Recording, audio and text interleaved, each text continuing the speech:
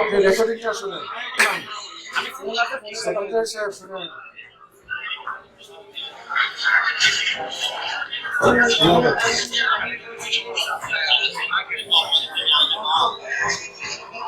এটা তো পরবর্তীতে আমি ফিলাম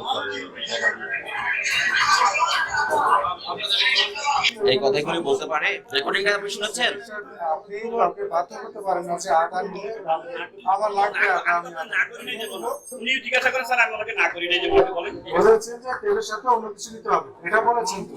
এটা কি করা যায়? আপনার লাগবে তেল। আপনি রেকর্ডিংটা শুনেছেন? এখন আপনার কি বক্তব্য বলেন? আপনার তো প্রমাণটা রেকর্ডিংটা শোনানো হলো।